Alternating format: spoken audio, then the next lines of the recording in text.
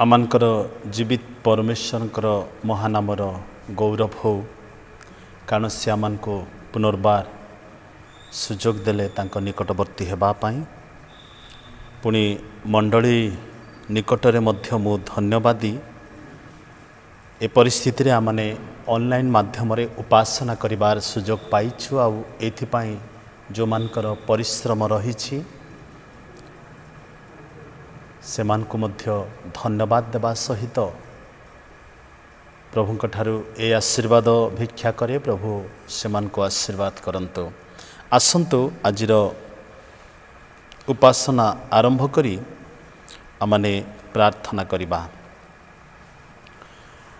पवित्र मंगलमय स्वर्गस्थ पिता तुम महानामर धन्यवाद करुछु प्रभु आजिर सुंदर समय तुम्हें आम जीवन रे देल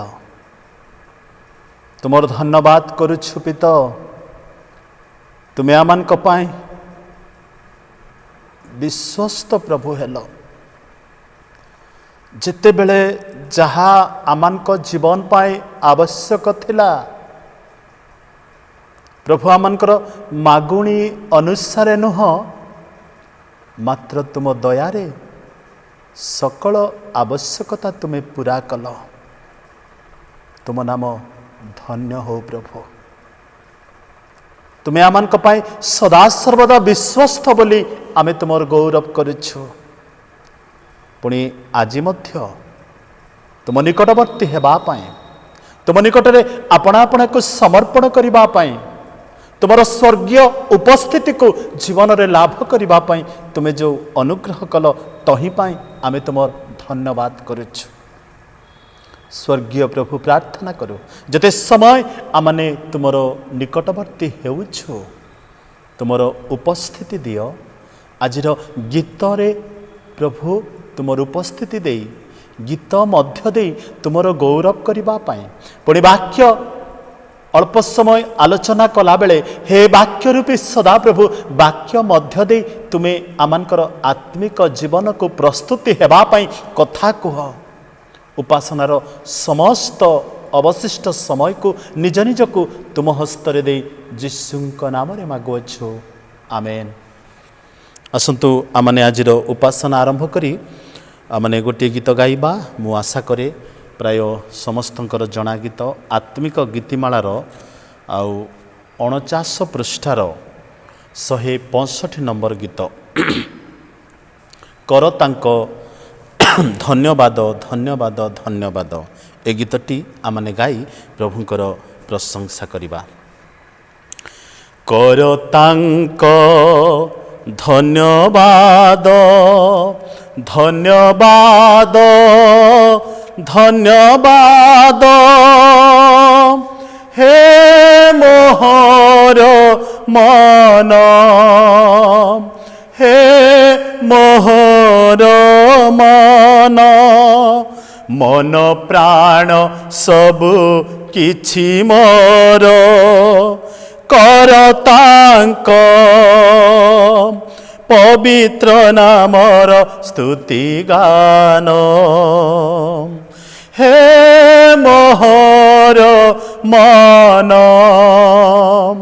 न पासर तांको दान कर तांको धन्यवाद धन्यवाद धन्यवाद क्षमा करो तिसे तोर पाप सबु सुस्त करंती तोहर रोग सबु क्षमा करो तिसे तोर पाप सबु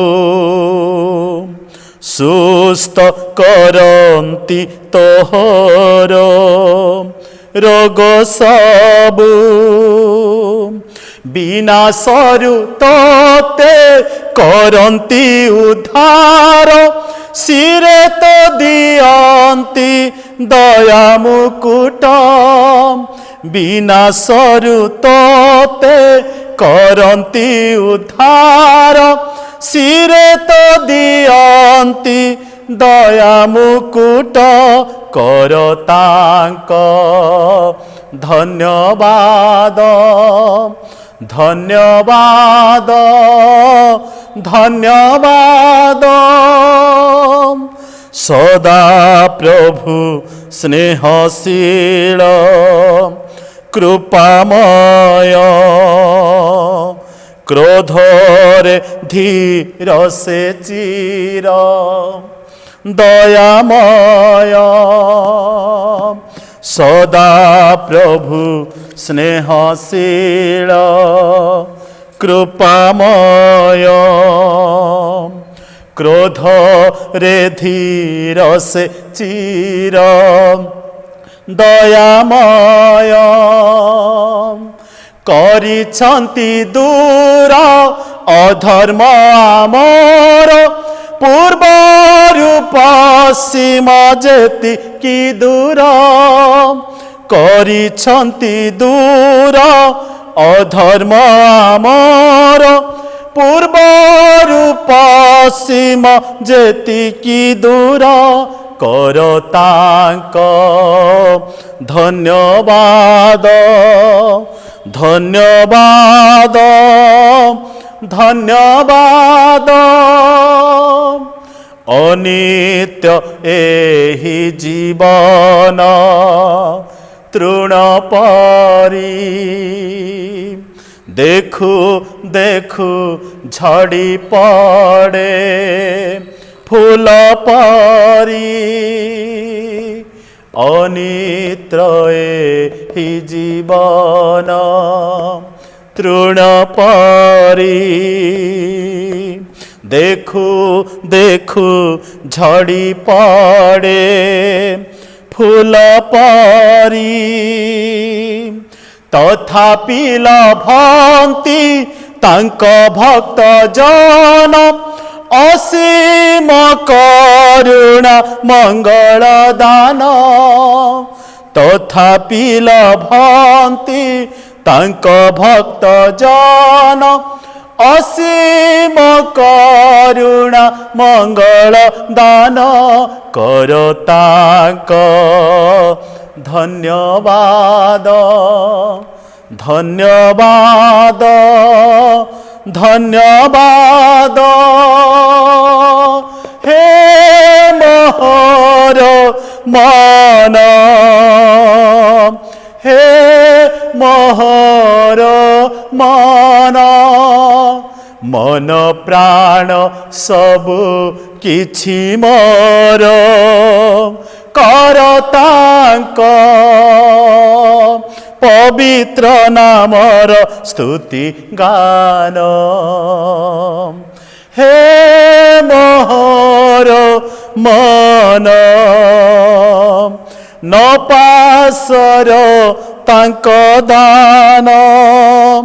କର ତାଙ୍କ ଧନ୍ୟବାଦ ଧନ୍ୟବାଦ ଧନ୍ୟବାଦ।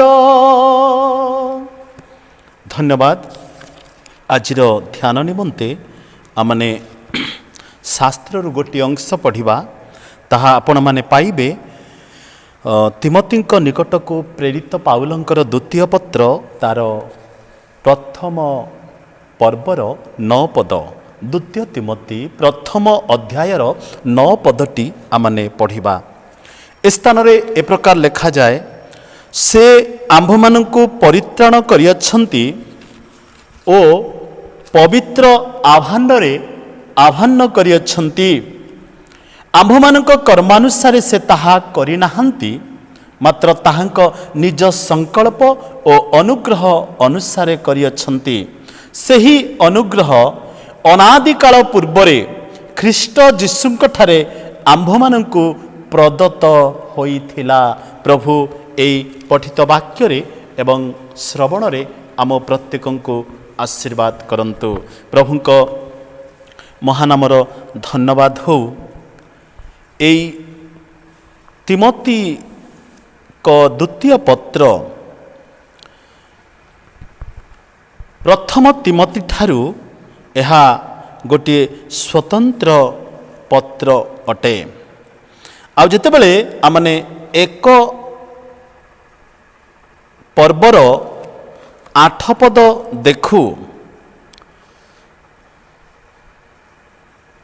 ए स्थान रे पाउल तिमोथी निकट को लेखुछंती जे आम्भमानक प्रभुंक संबंधरे साक्ष्य देवा विषय किओ बा ताहांक निमंते बंदी जे मो विषय लज्जित न हुओ बरं ईश्वरंक शक्ति अनुसार सुसमाचार निमंते मो सहित क्लेश सह्य कर। एई पत्र लेखिबा समय पाउल कारारुद्ध अवस्थारे अछंती। आउ एई पत्र लेखिबार उद्देश्य हला जे प्रथम शताब्दी रे आद्य ख्रीष्टीय मंडली रे परिस्थिति अनेक परिवर्तन आसीथिला। आउ से समय मंडलीर नेतृवर्गीय लोक माने रोमियो कर्तृपक्षक द्वारा कारारुद्ध और दंडित हेबार भय थिला। मंडली मध्यको नूतन चिंताधारा आनी प्रभु जीशु ख्रीष्टंकर क्रूसीय मृत्यु विषय सुसमाचार प्रचार करिबा समय सेमानकर सुसमाचार रे समता नथिला। तेणु पाउल तिमोथी को जीशु ख्रीष्टंक निमंते जड़े उत्तम योद्धा आउ क्लेश सहिष्णु व्यक्ति भाव में कि प्रकार ईश्वरंकर सुसमाचार कार्य को आउ तुमे बढ़ाई नेब बा ईश्वरंकर सुसमाचार कार्य को परिचालन करिब ताहा तिमोथी को आह्वान दे पाउल ए स्थान रे उल्लेख करती। ताहा आमने देखुचु से 2 पर्वर 1 आउ 3 पदरे निजको जड़े आउ प्रभुंकर अनुगामी बोलाउथिबा केतेक व्यक्ति शैतान द्वारा कबलित होई सेमाने ईश्वरंक ठारू दूर को चली जाइथिले। तेणु धैर्य सहित प्रलोभनरु पलायन करबाकू तिमोथी को सचेतन करुछंती। जदियो एहा हुए तो तांको जीवन पाई असंभव होई पारे। तेणु से तिमोथी को वाक्य रे आचरण रे निज चरित्र रे निजको सजाड़िबा पाई पाउल परामर्श करुछंती। पाउलंकर ए 2 तिमोथी लेखिबार उद्देश्य हेउची जे जेबली कि ख्रीष्टंकर सुसमाचार समस्तंक निकट रे प्रचारित हुए। आउ ख्रीष्टंकर सुसमाचार वाक्य को से चालू रखती एहा तांकर परामर्श। जेतेबेले आमने 4:2 पद पढ़ू ताहा आमने से स्थान रे देखिबा को पारू। पाउल तिमोथी को कहउछंती जे वाक्य प्रचार कर समय कि असमय सेथिरे उद्योगी हुओ पूर्ण सहिष्णुता सह शिक्षा दे अनुयोग कर पुणी धमक और उत्साह दान कर। तापरे आमने तिमोथींकर आउ गोटे कथा से अंश रे देखुचु जे ख्रीष्टंक कार्य कला बेले सुसमाचार कार्य कला बेले ख्रीष्टन को प्रचार कला बेले कि प्रकार जड़े व्यक्ति सहिष्णु हेबा आवश्यक ताहा मध्य से 4:3 पदरे आउ से तिमोथी को परामर्श करुछंती। तेणु ए पत्र लेखिबार उद्देश्य अनेक मंडलीर नेतृवर्गीय लोक माने अनेक मंडलीर मुख्य लोक माने आ सेमाने कोन ना रोमियो कर्तृपक्षक द्वारा कारारुद्ध और दंडित हेबार भयरे सेमाने मंडली अनेक समय आउ ओहरी जाइछंती। आउ ए प्रकार परिस्थिति रे तिमोथी को परामर्श करुछंती क्लेश सह्य कर धैर्य सह्य कर आउ तुमे ख्रीष्टंक वाक्य को समय कि असमय प्रचार कर। आमने देखुचु जे द्वितीय तिमोथी 1:9 पद आमने पढ़िलु।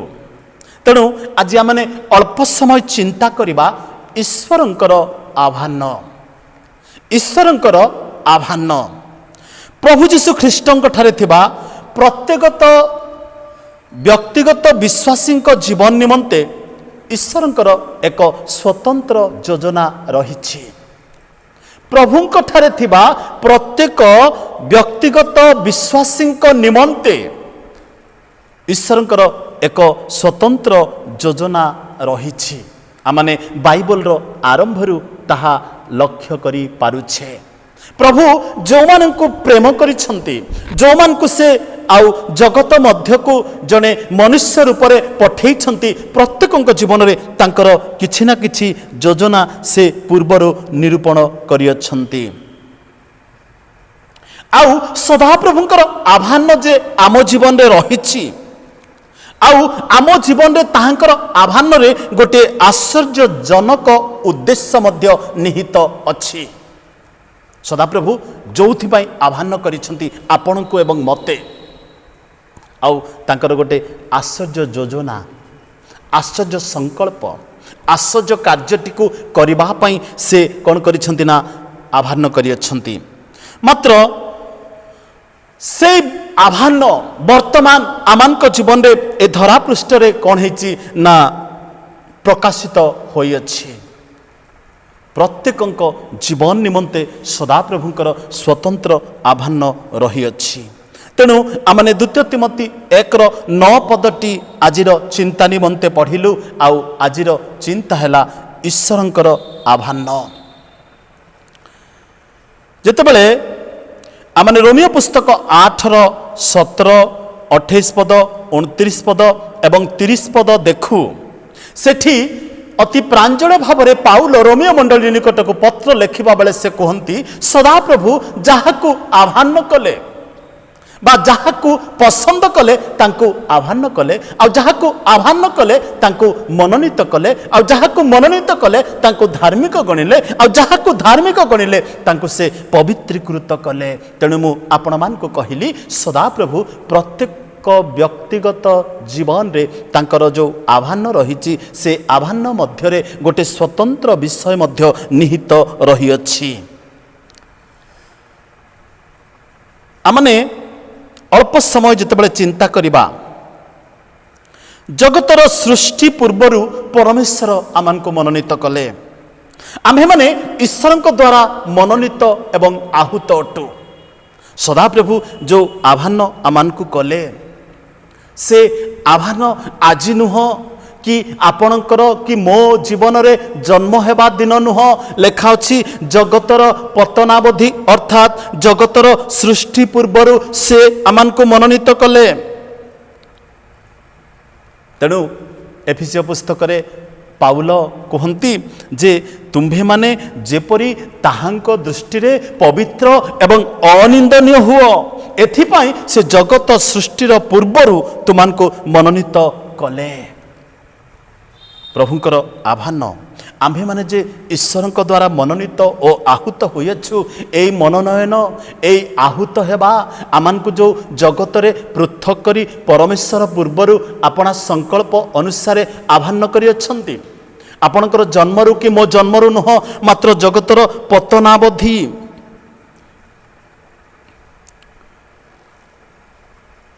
से आमानकु आह्वान करि अछंती।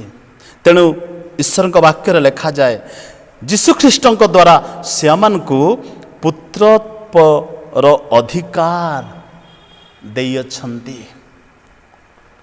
से आनंद रे और स्व इच्छा अनुसार यह कले। एफिसियो 1:4 एवं 5 पद आमने जेते बेले पढ़ू एवं 2:10 पद आमे जेते बेले पढ़ू, प्रभुंकर आह्वान आमानंक जीवन रे यह आज की गतकाली की जन्म ठारू नुह, मात्र ईश्वरंकर वाक्य कहे जगत सृष्टिर पूर्वरु से आमानकु आह्वान कले।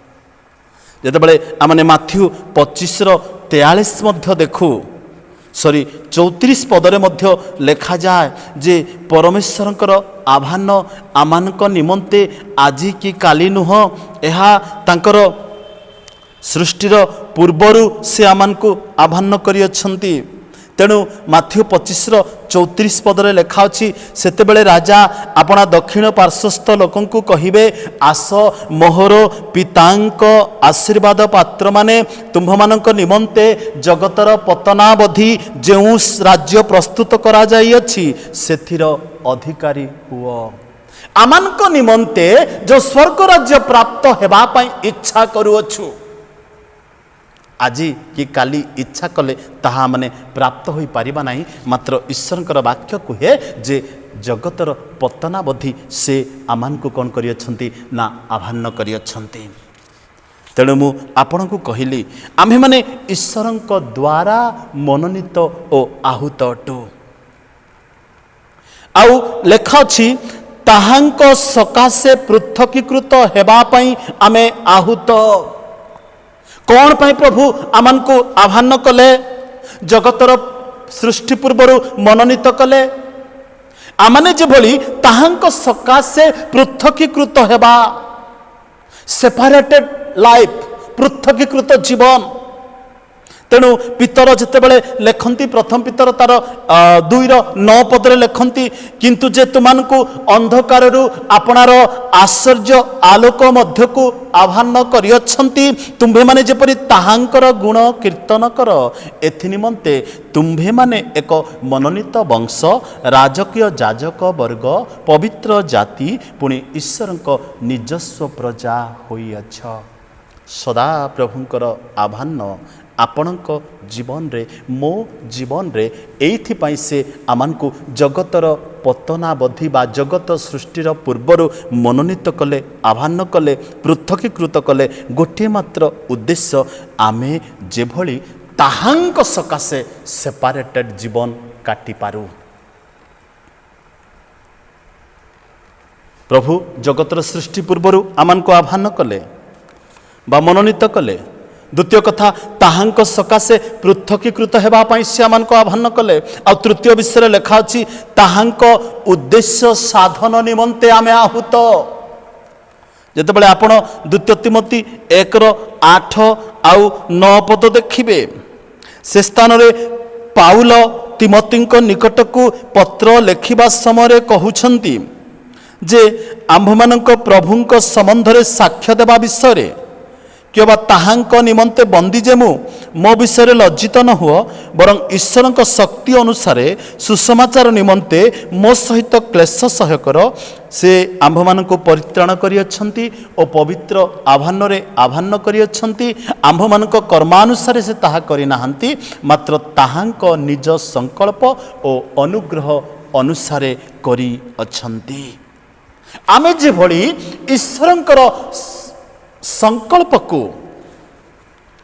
आम जीवन रे साधन करू, ईश्वरंकर उद्देश्य को आम जीवन रे साधन करू। सेति पई पाउल तिमोथी को लेखिला बेले से कहउछन्ति जे ताहांक निज संकल्प आउ अनुग्रह सकाशु से आमानको आह्वान करियछन्ति। प्रथम रे आमाने देखिलु सदा प्रभु बा आमानकर परित्राणकर्ता प्रभु जीशु ख्रीष्ट आम्भे माने ताहांक द्वारा मनोनीत ओ आहूत अटु। आउ यार पॉइंट आमने देखिलु जे तीनोटी कथा, जगतर सृष्टिर पूर्वरु से आमानकु मनोनीत कले, ताहांक सकाशे पृथकीकृत हेबा पई से आमानकु आहूत कले। आउ तृतीय विषय देखिलु, ताहांक उद्देश्य साधन करिबा निमंते से आमानकु आहूत कले। रोमियो पुस्तक 8:28 मध्य आपण माने देखिबाकु पारिबे। प्रभु एइथि पई आमानकु आह्वान कले, आमाने जेभली ताहांकर उद्देश्य को आम जीवन रे साधन करि पारू। द्वितीय आमने देखिबा, पृथ्वी रे ईश्वरंक सेवा कार्य पई से आमानकु आह्वान करियछन्ति। रोमियो पुस्तक 1:1 पद आमने जेते बेले देखु, पाउल से स्थान रे सेवा कार्य वर्णना कला बेले प्रत्येक विश्वासी आउ कि प्रकार सेवा कार्य निमंते आहूत होइअछंती तार एक दृष्टांत आमानकु से प्रदान करिअछंती।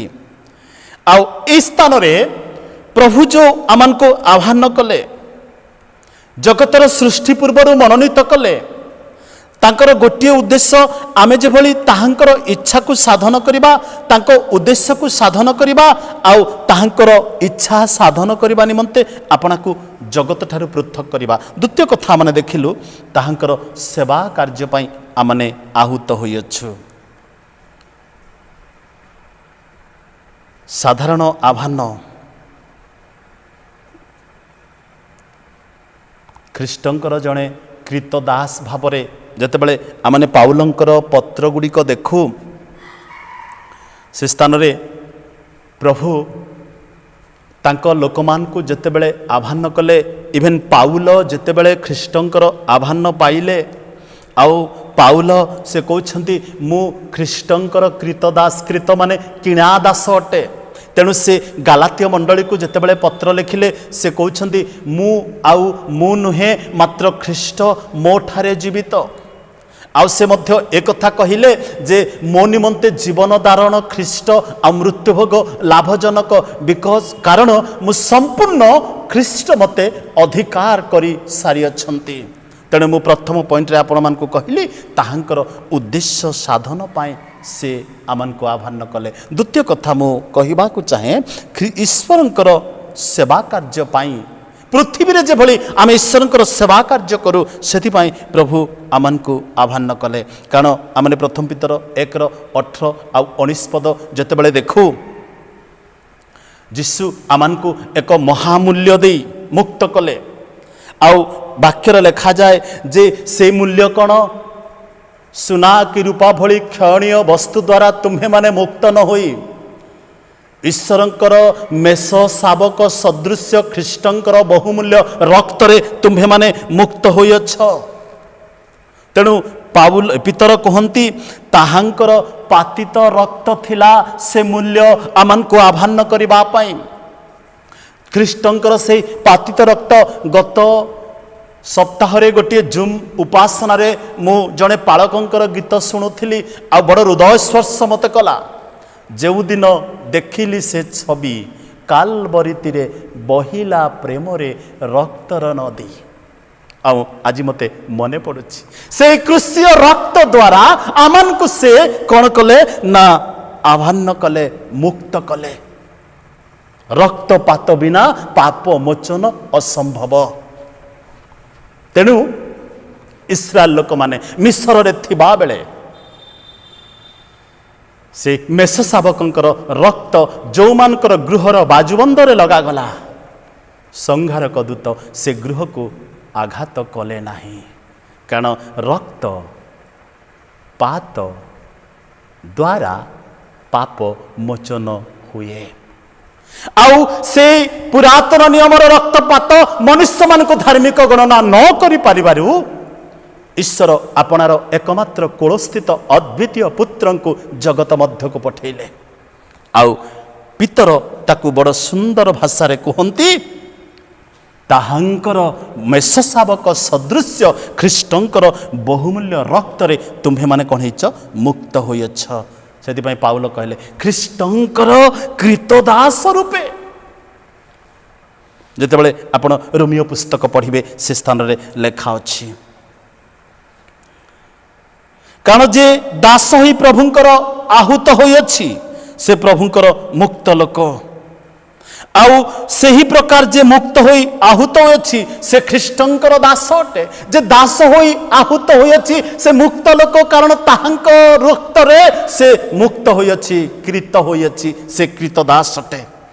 तेणु प्रथम करंती 7:2 पदरे लेखा अछि तुम्भे माने विशेष मूल्य रे किणा जाइअछ।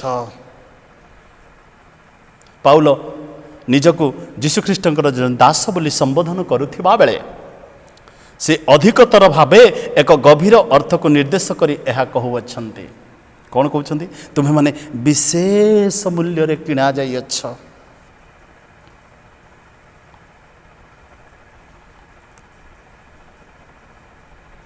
प्रिय प्रभुंक लोक माने प्रभु आमको एइथिपाई आह्वान कले आमे जेपरि पृथ्वी रे ईश्वरंकर सेवा कार्य करू।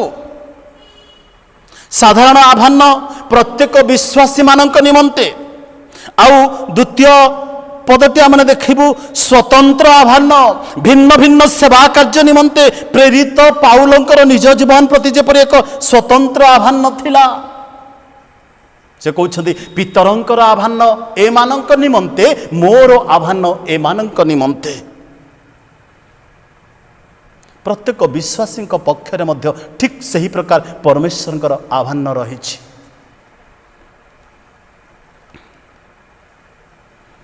तेणु ख्रीष्टंकर शरीर रूपे मंडलीर विभिन्न सेवा पाई भिन्न भिन्न आह्वान रही अच्छे। रोमियो पुस्तक 12:3-8 पदरे लिखा अच्छी। एफिसियो 4:7-16 पद जितेबाला आप देखिए से स्थान में लिखा अच्छी। प्रभु स्वतंत्र आह्वान स्वतंत्र व्यक्ति मान को दान करती। आउ गोटे आह्वान कथा मैंने देखिलु साधारण आह्वान प्रत्येक ख्रीष्ट विश्वासी निमंते रही किंतु स्वतंत्र आह्वान स्वतंत्र सेवा कार्य पाई परमेश्वर तांको लोक मान को देई अछंती। आ तृतीय विषय देखो निर्दिष्ट आह्वान मध्य रही सुसमाचार प्रति पृथकीकृत। प्रत्येकटी स्वतंत्र आह्वान मध्य सुधा समस्त विश्वासी निमंते एक निर्दिष्ट सेवा पाई आह्वान रही। उदाहरण स्वरूप मु आपण मान को कहिबी पीतर एवं पाउल उभय सुसमाचार प्रचार पाई प्रेरित शिष्य थिले। मात्र जड़े जिहुदी मानक प्रति प्रेरित शिष्य थिबा बेले अन्य जड़े विजातीय मानक प्रति शिष्य थिले। रोमियो पुस्तक 11 अध्याय आप जो देखिए 13 पद आ प्रथम तिमोथी 2:7 प्रथम करंती 12:4-11 पद जिते देखिए आपण माने जानी परिबे स्वतंत्र आह्वान प्रभु तांको लोक मान को करि अछंती। निर्दिष्ट आह्वान मध्य करि अछंती।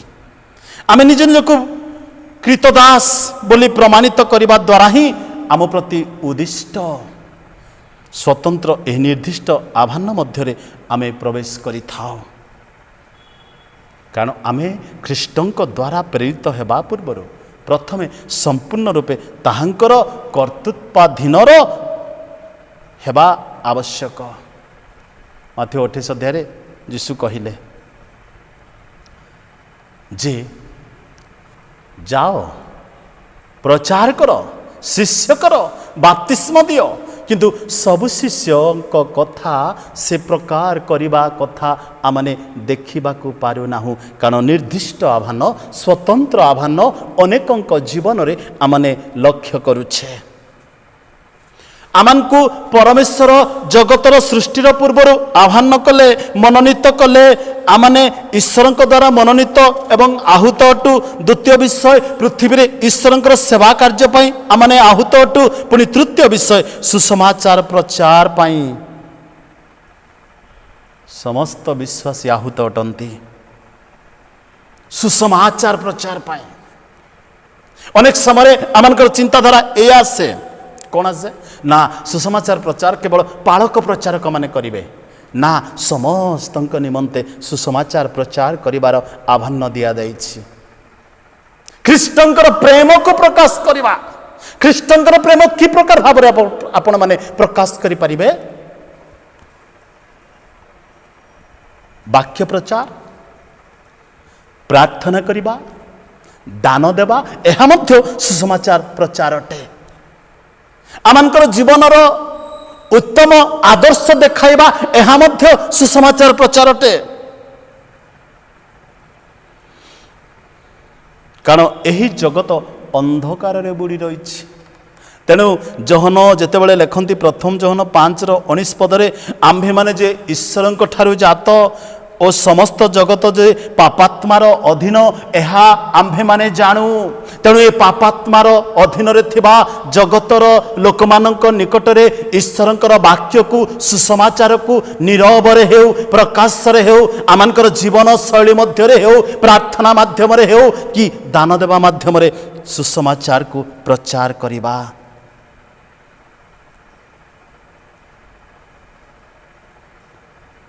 सुसमाचार प्रचार करिबार अर्थ पापात्मा अधीन रे थिबा लोकमान को मुक्त करिबा एहा समस्त जानिबा जरूरी अटे।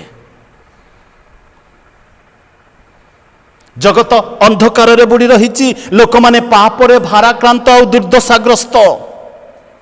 तेणु माथ्यू 9 अध्याय 36 पद आम जिते देखू आउ लोक समूह देखी सेमान प्रति से दयारे विगलित हेले, कारण से माने अरक्षक मेष परी दुर्दशाग्रस्त और छिन्न भिन्न थिले बोली वाक्य लिखा जाए। प्रभु जीशु जितेबाला लोक मानकर जीवन को देखुंती सेमानकर कौनसी पालक नाही, आपणा इच्छा रे जाउछंती, गमन करुछंती, प्रत्यावर्तन करुछंती, आ सेमानकर स्थायी स्थान नाही। यह हुए तो जागतिक भाव न हेले मध्य आत्मिक जीवन रे से प्रकार लोकमानक जीवन को देखि प्रभु जीशु से स्थान रे वाक्य प्रचार करुछंती और ताहांक वाक्य सुनी अनेक ख्रीष्टंक ठारे विश्वास करुछंती। माथ्यू 9 अध्याय 36 पदरे लेखा अछि, लोक माने आजी कोन भाराक्रांत विनाशर पथरे धावमान, सुसमाचार को विश्वास करबा पाई सेमानकर इच्छा नहीं। आउ जो माने विश्वास करुछंती से माने सत्यता को जानी पारुछंती। प्रिय प्रभु को लोक माने आमे कोन ख्रीष्टंकर आह्वान को ग्रहण करबा पाई प्रस्तुत अटकू। ताहांकर आह्वान ग्रहण कला परे आम जीवन रे कौन हुए समय आमानकर हो जाउची। तेणु मु हुए तो शेष करबा पाई इच्छा करिबी। जो माने ख्रीष्टंकर आह्वान को ग्रहण कले, मु आपण मान को कहिली जगतर सृष्टिर पूर्वरु प्रभु आमन को आह्वान कले, ताहांकर सुसमाचार निमंते से आमन को आह्वान कले, ताहांकर उद्देश्य को साधन करबा निमंते से आमन को आह्वान कले। और जो शिष्य मान को से आह्वान कले ताहांकर आह्वान से माने ग्रहण कला परे लेखा अछि यीशु से मान को कहिले मोहर अनुगमन कर, मु तुमान को मनुष्य धरिबा सिखाइबी। माथ्यू 4:19 पदरे यीशु कहले तुमे आ माछ धरिब नाई, मात्र मनुष्य मान को धरिब। तुमे से प्राणी को धरिब नाई, मात्र जो प्राणीर सेंस अच्छी, बुझिबार शक्ति अच्छी, चिंता करिबार शक्ति अच्छी, भल मंद जानिबार प्रभेद अच्छी, एमान को तुमे धरिब आउ सत्यता निकट को क्षमा करिवे आनिब।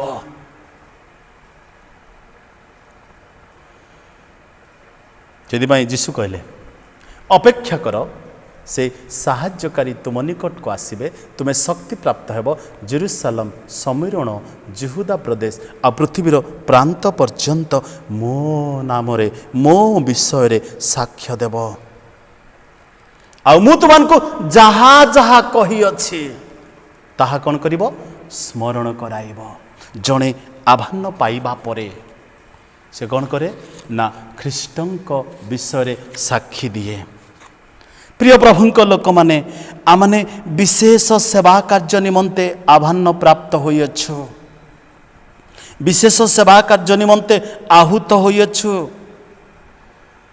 तेणु यीशु कहिले तुम्भे माने मते आह्वान करिना हो, मात्र मु तुमान को आह्वान करिअछि। तुम्हें मते जेपरी जगत को प्रेरण करिअछ मु सेपरी जगत को प्रेरण करिअछि। जहन 17 अध्याय रे महायाजकीय प्रार्थना रे से पितांक निकट रे प्रार्थना कला बेले शिष्य मान को विषय ए कथा कहिले, शिष्य माने तुमाने मते आह्वान करिना हो, मात्र मु तुमान को आह्वान करिअछि। आ पितांक निकट रे ए कथा कहछन्ते तुमे मते जेमति प्रेरण कल जगत को मु मध्य सेमान को जगत को प्रेरण करिअछि। मोसांकर आह्वान कथा माने देखो, प्रांतर रे थिबा जणे मेषपालक जाओ आंभ लोक मान को मुक्त करि आनो। यात्रा पुस्तक 3:1-12 पद आमने जेतेबेले पढू, आम जेतेबेले सामुएल कथा देखू, मंदिर रे सेवा कार्य करुथिबा जणे बालक जागी उठ आंभे तुम्भ को कहिबा आ तुम्भे आंभ निमंते कुह। प्रथम सामुएल 3 अध्याय रे लेखा अछि। आउ जिहिजी कलंकर आह्वान कथा माने देखुछु, विदेश रे थिबा जणे बंदी को प्रभु आह्वान करुछन्ते ठिया हुओ आंभे तुमको प्रेरण करुअछु बोली कहिले तांको। आम जिते देखु शिष्यगण से माने मत्स्यजीवी थिले प्रभु से कहले अनुगमन कर मनुष्य मान को धरिब साउल जड़े मंडलीर शत्रु ताड़नाकारी तांको प्रभु कहते जाओ ख्रीष्टों निमंते लोक मान को प्रस्तुत कर।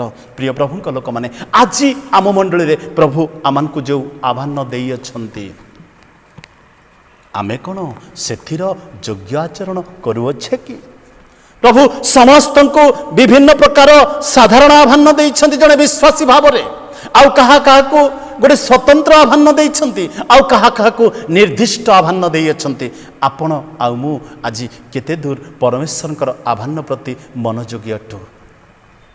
प्रभु आमान को जो आह्वान देइछन्ति कहा जीवन रे स्वतंत्र आह्वान एवं निर्दिष्ट आह्वान मांडलिक भाव में हो व्यक्तिगत जीवन रे हो पारिवारिक जीवन रे हो आमाने कौन आमानकर आह्वानर योग्य आचरण करुअछु कि तेणु पाउल जेतेबेले पत्र लेखन्ति से कहन्ति तुमानकर आह्वानर योग्य आचरण कर। तेणु आसु आमाने आत्मिक जीवन रे वृद्धि पाइबा पाई ख्रीष्टंकर आह्वान को आम जीवन रे आम परिवार जीवन रे पुणी सर्वोपरि आमानकर मांडलिक जीवन रे कार्यकारी करबा पई सर्वदा चेष्टित हेबा। प्रभु आम प्रत्येक को आशीर्वाद करंतु। धन्यवाद। आसंतु आमने प्रार्थना करिबा। प्रार्थना परे प्रभु शिखैथिबा आदर्श प्रार्थना करी शेष आशीष भिक्षा परे आजिर उपासना शेष करिबा। पवित्र मंगलमय स्वर्गस्थ पिता तुमर धन्यवाद करुछु। सुंदर समय तुम्हें आमान को देल तुम निकटवर्ती हेबापाई अनुग्रह कल। प्रभु तुम दया एवं अनुग्रह आमने जीवन रे बंचिबार सुजोग अधिकार पाइछु। एतबेले प्रार्थना करू पिता मंडलीर प्रत्येक परिवार को मंडलीर प्रत्येक कर्मकर्ता को पुणी मंडलीर प्रत्येक अनुष्ठान को जो मान को जो आह्वान रे तुम्हें आहूत करियछ सेथिर योग्य आचरण करी प्रभु तुमर सुसमाचार कार्य तुमर कृष्य मृत्युर कार्य अंधकार रे थिबा लोकमानक मध्यरे प्रभु छिन्न भिन्न पुणी अरक्षक मेष परी पृथ्वी रे वास करुथिबा लोकमानक मध्यरे आमने पहुँची प्रभु तुम निमंते प्रस्तुत करबा पई आम मंडली को तुम्हें अनुग्रह दियो। प्रभु प्रार्थना करू प्रत्येक को शारीरिक सुस्थता मानसिक सुस्थता आत्मिक जीवन रे सुस्थता दियो प्रभु। पुणी मंडलीर युवा माने युवती माने जो माने पाठ पढ़ती जो माने बाहर रुहंती प्रभु जो माने कर्ममय जीवन रे अछंती समस्त को तुम हस्तर समर्पण करू। आम प्रत्येक को तुम आह्वान को बुझी तुम निमंते प्रभु प्रस्तुति हेबा पई तुम्हें साहाय्य कर। सकल महिमा गौरव संभ्रम केवल तुमको देई निज निज को तुम क्रूस तले समर्पण करी जीशुंक नाम रे मागुअछु। आमेन। आह्यामान स्वर्गस्थ पिता तुम्भ नाम पवित्र बोली मान्य हो तुम राज्य आसु जेपरि स्वर्ग रे सेहीपरि पृथ्वी रे तुमर इच्छा सफल हो। आज आमान को प्रयोजन आहार दियो आमने जेपरि निज निज अपराधी मान को क्षमा करियछु सेहीपरि आमानकर अपराध सकल क्षमा कर। परीक्षा आमान को आण नाही मात्र मंदर रक्षा कर। जन राज्य पराक्रम गौरव जुगे जुगे तुम्भर। आमेन। पिता ईश्वर प्रेम पुत्र प्रभु जीशु अनुग्रह पवित्र धर्मात्मा शांति शक्ति सुमधुर सहभागिता ए समय तुम आगमन पर्यंत आम प्रत्येक सहित पुणी तुम ठारे विश्वास करुथिबा समस्त सहित संगे संगे हेउंतु। आमेन। समस्त को नमस्कार।